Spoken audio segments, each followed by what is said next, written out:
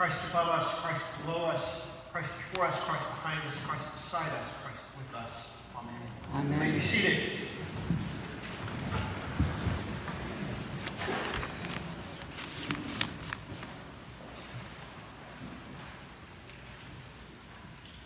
We've all had those low moments, haven't we? I've been with a few of you during some of those low moments. And you know, we've all been together during some of those low moments. We've been together during some very high mountaintop moments, too.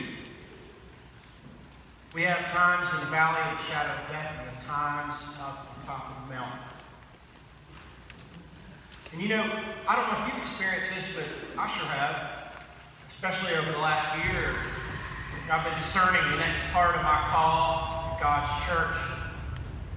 And you'll wake up in the middle of the night, and that thought's just in your head about your new job or your next job or that conversation you had or the virus that's floating around in the world.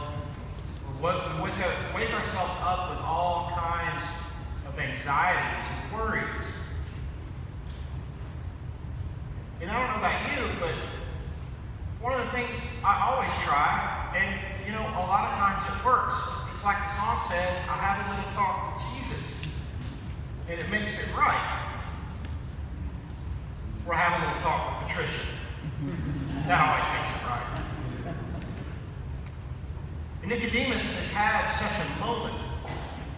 And this person, Nicodemus, is a Pharisee, a leader, a teacher, an elder in the church, someone who carries a lot of weight and respect in the community. So this thought has been so great in his head, and we're not totally sure what it was exactly. And at huge risk, he comes to see Jesus in the middle of the night. And Nicodemus wants to make something right. And it says this really wonderful thing. He says, you know, we know, he says we. He doesn't say I. He says we, meaning me and all the fellas back at the temple. We know that you are from God, Nicodemus says. And so Nicodemus gets who Jesus is, and he gets what Jesus is doing in the present day, all these signs and miracles and things. But then Jesus sees that he's having a thought. What is all this? What does all this mean for me? He is thinking here, much like we do in the presence of change, in the presence of learning and seeing new things in the world. And so Jesus further complicates his life, as Jesus is often wont to do for all of us. And he says, you know, Nicodemus, all of this is about being born again. Nicodemus gets right into the birth imagery. How can I be born again? Jesus says, well, no, actually, that's not the kind of birth I'm talking about. I'm talking about a birth of the Spirit. Nicodemus doesn't quite connect with this, but Jesus goes on. And he lays it out for him. God's Son came into the world to save the world, not to condemn the world, he tells Nicodemus. He's upending Nicodemus' worldview. He's upending his reality, as Jesus is wont to do for all of us. And this notion of being born again is something that we all understand. It's not something we talk about a lot in the Episcopal Church sometimes, much to our peril, I think. Like a lot of other words, evangelism is one. I've been in churches where someone gets up and starts saying evangelism, and people really lose their minds. But all we're talking about is sharing the good news, and being born again, we're talking about something wonderful, and being born again by the Spirit. And I don't think there's a person in here who hasn't felt the sensation and had the experience of being born again by the Spirit. But you know, I think we offer an alternative, a different twist on this in the Episcopal Church. And this is not something new. This is not something I'm making up. This is something that that Anglicans and Episcopalians have been talking about for hundreds of years.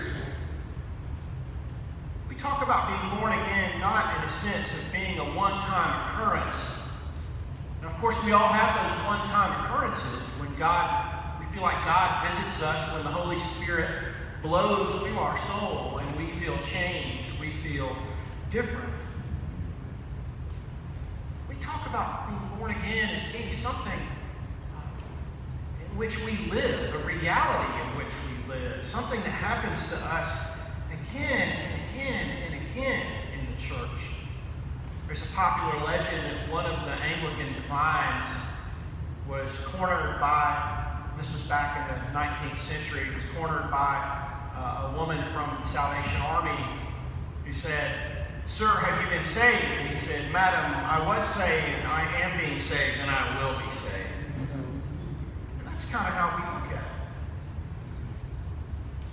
But you know, one of the things that we don't think about after being born again is that we have an infancy. And I think that's the space that Jesus is putting Nicodemus into today. And hopefully, I think that's the space that Nicodemus will be in when he leaves today. That he's got to live into this reality of being born again. And what that means is he's going to be living as a newly born person in Christ. And you know, we're offered some things in being a newly born person that are really interesting when you think about an infant, for instance. That's a very rich image that Jesus uses there. And it even makes a nice mnemonic. I've never done a sermon like this. I'm so excited. We have a mnemonic y'all can take with you next week. So you'll remember this. And it's G-O-D. Which spells what? Very good. In this being newly born in Christ, we're offered growth. We're offered an open heart and mind. And we're offered a beautiful dependency on God. Growth, openness, and dependency on God. You know, one figure I read this week said that if a baby kept growing his whole life, her whole life at the rate that she grows her first year, you'd be 25 feet tall by the time you got to adulthood. Babies grow at an incredible rate. And Nicodemus is this elder, and yet even he is offered continuous growth in Jesus. Jesus wants us to live into life as in a state of continuous growth, a growth that never stops, a growth that means that we are born again with each encounter with this Holy Spirit that blows through the world. That we are offered constant growth. Some people also say that babies are a blank slate. They have this mind that's sort of a blank slate that's incredibly open to absorbing in new information. And living as newly born, Jesus invites us and gives us a new heart. A heart that allows us to see the world differently. To see God at work in the present day. To see God at work in people we never thought we'd see God at work in. To see God, yes, even in our enemies. Our heart and our mind are so open. We live in the reality that God is already at work in the present moment.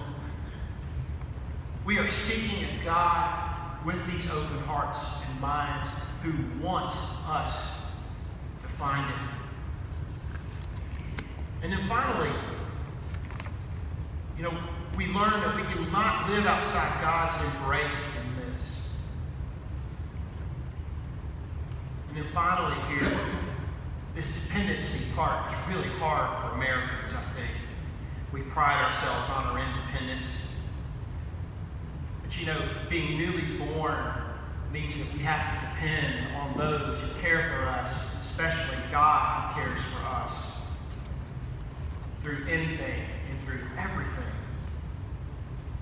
So like many of us here, and I know this for a fact, Nicodemus was one of those highly competent people.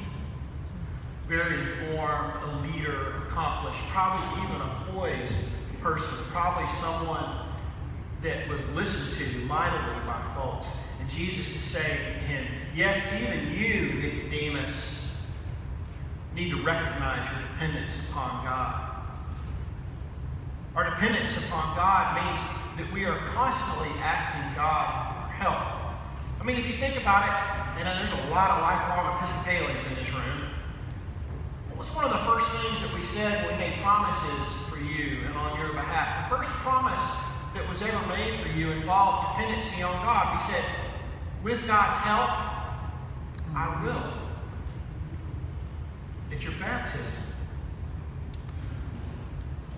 We all need God's help, and we can be newly born, and we can live as if we are newly born with these open hearts and in this state of constant growth.